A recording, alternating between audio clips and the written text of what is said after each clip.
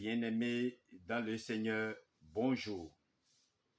Je nous invite à rendre grâce à Dieu pour ce moment qu'il vient de nous accorder pour le partage de notre 318e activité du quatrième dimanche de l'année 2025 en rapport avec les implications d'une onction. Tel est le thème et le texte de Néhémie chapitre 8, versets 1 à 3, 5 à 6, 8 à 10, et de l'évangile de Jésus-Christ selon Luc chapitre 4, versets 14 à 21, nous permettront de mieux vous servir afin que tous puissent comprendre la vérité, ce que ces moments veulent nous donner comme instruction. Et je vous dis que tout est garanti par l'Esprit Saint, l'Esprit de Dieu, qui seul nous oriente, nous inspire et nous donne la joie d'être toujours ensemble avec vous. Dans le nom de notre Seigneur Jésus-Christ. Amen. Bien-aimés, l'explication de ce thème te permet de savoir ce qui suit. Alors, je voudrais te dire que l'huile dans la Bible représente le Saint-Esprit. Ainsi, l'acte d'onction signifie être en contact avec l'Esprit de Dieu. La plus glorieuse manifestation de ce grand mystère, c'est lorsque l'Esprit Saint vint sur Jésus lors de son baptême dans le Jourdain. Dans l'Ancien Testament, l'onction avait 3 objectifs principaux. Premièrement, la sanctification. Elle était utilisée pour sanctifier, c'est-à-dire mettre à part pour un usage saint. Par exemple, les ustensiles utilisés dans le tabernacle pour l'adoration. Exode chapitre 30, verset 26 à 29. Lévitique chapitre 8, verset 10 à 11. Deuxièmement, la consécration. Cette onction représentait le choix et l'appel de Dieu pour un individu d'être à son service dans une fonction déterminée. C'est l'exemple de Saul et de David comme roi sur Israël. 1 Samuel chapitre 10, verset 1. Chapitre 7, verset 12 à 13. 2 Samuel chapitre 12, verset 7. Troisièmement, la guérison. Dans certains cas, cette onction était accompagnée de l'acquisition et de la manifestation d'un pouvoir divin. Cette nouvelle capacité venait de Dieu et était directement associée à l'accomplissement de la tâche que Dieu avait assignée à la personne qui était ointe. C'est le cas d'Élisée qui a assaini les eaux et a guéri Naaman. 2 Rois chapitre 2 verset 21 à 22. 2 Rois chapitre 5 verset 2 à 4. Il est très important de noter que le mot Messie, qui signifie celui qui est oint, vient clarifier les implications réelles de l'onction dans l'Ancien Testament. Et sans surprise, le Nouveau Testament parle d'onction de manière à confirmer ce que poursuivait Dieu dans l'Ancien Testament. Puisque ce but, c'est Christ. Le Nouveau Testament concentre tout celui qui est loin. C'est pour cette raison qu'il est appelé le Christ ou Jésus-Christ. Jésus est un nom, mais le terme Christ est un titre qui désigne celui que Dieu a oint. Et nous pouvons à cet effet lire les passages suivants. L'Esprit du Seigneur est sur moi, parce qu'il m'a oint pour annoncer une bonne nouvelle aux pauvres. Il m'a oint pour guérir ceux qui ont le cœur brisé, Luc chapitre 4, verset 18. On peut aussi lire, vous savez comment Dieu a oint du Saint-Esprit et de force Jésus de Nazareth, qui allait de lieu en lieu, faisant du bien et guérissant tous ceux qui étaient sous l'empire du diable, car Dieu était avec lui. Actes chapitre 10, verset 38. Bien-aimés dans le Seigneur, ce sera donc une erreur grave de transposer directement à nos conducteurs d'église aujourd'hui ce que l'Ancien Testament dit d'Aaron, de David, d'Élisée, car leur onction avait un caractère exclusif qui préfigurait Christ et non pas les ministères de l'Église. Aucun dirigeant ne règne sur ses frères. Avec ces caractères exclusifs qui figuraient Christ, évitons aussi de nous transposer à nous-mêmes individuellement et sans nuance tout ce que la Bible dit de Christ souverain, sacrificateur, roi. En effet, c'est son Église collectivement qui est au bénéfice de l'onction du Christ. C'est ensemble que nous avons été faits un royaume de sacrificateurs. Apocalypse chapitre 1, verset 6. Non comme intermédiaire entre Dieu et les hommes. 1 Timothée 2, verset 5 à 6. Christ est ce seul intermédiaire, mais pour offrir à Dieu un sacrifice de louange. Hébreux chapitre 13, verset 15. C'est réunis ensemble que tous peuvent prophétiser. 1 Corinthiens chapitre 14, verset 31. Comme membres d'un seul corps, les conducteurs d'église doivent faire de telles enseignes que l'église soit maintenue dans cette unité, comme Néhémie dans le premier texte. Une fois encore, l'onction est présentée comme collective à tous. Ce n'est pas une onction différente pour chacun. Cette onction garantit aux rachetés de connaître le Christ et de l'aimer comme l'élu de Dieu. Cette onction, tous les rachetés l'ont.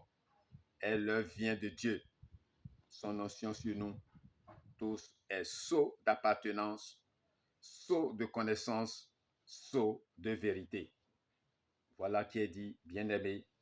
Il est important que nous fassions beaucoup attention, car les dirigeants sont là à manager les fidèles afin que l'unité soit maintenue pour que la volonté de Dieu puisse être faite au sein de l'Assemblée de Dieu. C'est ça qui nous amène directement à voir l'esprit de Néhémie, comment Néhémie, jadis, a agi pour cette cohésion. Et c'est ça le livre de Néhémie, chapitre 8, versets 1 à 3, 5, 6, 8, 10, nous montrera tout à l'heure. Bien-aimés, pour la belle scène qui occupe ces chapitres, Néhémie a cédé la place principale à Esdras, le sacrificateur. Nous savons que celui-ci était un scribe versé dans la loi de Moïse et qu'il avait depuis longtemps disposé son cœur à enseigner en Israël les statuts et les ordonnances. Esdras chapitre 7 verset 6. Heureux désir qui, à la demande du peuple, trouve l'occasion de se réaliser. Il s'agit de la lecture distincte et de l'explication de la parole de Dieu. C'est pourquoi, dans toutes nos entreprises chrétiennes, nous devons mettre l'homme qu'il faut à la place qu'il faut au moment convenable pour la gloire de Dieu. Que votre position ne vous amène pas à vouloir tout faire ou s'arroger la part du lion, surtout avec le peuple de Dieu. Ce faisant, la joie de l'Éternel est avérée et vous êtes fortifiés. lorsque vous cédez votre place, lorsque vous mettez celui qu'il faut à la place qu'il faut pour agir selon la volonté de Dieu. Bien-aimés, en ouvrant, Esdras ne manque pas de bénir l'Éternel qui a donné cette parole. Voilà la démarche d'un fin connaisseur que Dieu a choisi. Tout comme aujourd'hui, on commence par rendre grâce lorsque la Bible va être lue et méditée dans une assemblée. Quant aux assistants, il ne leur suffit pas d'avoir de l'intelligence. Verset 3. Il faut aussi qu'ils prêtent l'oreille. Fin verset 3. Le faisons-nous toujours pendant les réunions ou la lecture de famille? Comprendre la parole est le moyen d'être soi-même nourri et réjoui par la communion avec le Seigneur. Verset 12. Mais pensons aussi à envoyer des portions, c'est-à-dire à faire profiter tel et tel absent de ce qui nous a fait du bien. Quand je suis venu à l'église ou bien je suis dans un lieu d'enseignement, ce qui a été dit, ce qui a été enseigné doit être partagé avec les absents qui n'étaient pas en ces lieux. Bien-aimés, soulignons enfin ce verset magnifique. La joie de l'Éternel est votre force. Fin verset 10. Psaume 28, verset 7. Et surtout, faisons que ce soit notre espérance. Voilà qui nous amène à aller voir le grand sacrificateur dans Luc chapitre 4, verset 14 à 21. Celui pour qui l'onction est destinée afin que nous puissions en tirer profit. Et voilà, nous voyons débuter le ministère du Seigneur à Nazareth où il a été élevé. Bien-aimés, notre témoignage commence à la maison, dans notre entourage. Nous aurions peut-être plus de courage pour aller évangéliser les païens que pour prendre ainsi position devant ceux qui nous connaissent. Nous devons d'abord nous exercer à la maison, dans nos familles, enseigner nos propres membres de famille d'abord avant d'enseigner l'assemblée de Dieu. Dans la synagogue, voyez-vous, le divin docteur lit le passage d'Ésaïe qui le recommande comme le messager de la grâce. Il proclame aux captifs l'ouverture de la prison. Voix Ésaïe chapitre 61, verset 1 à 3 et 42, verset 7.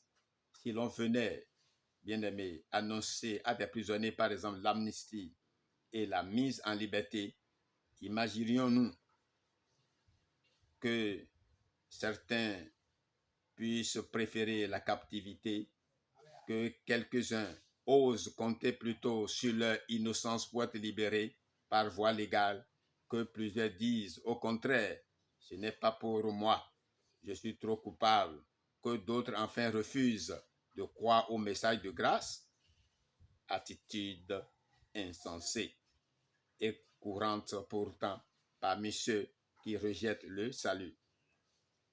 Mais bien des captifs de Satan saisissent avec joie la délivrance offerte.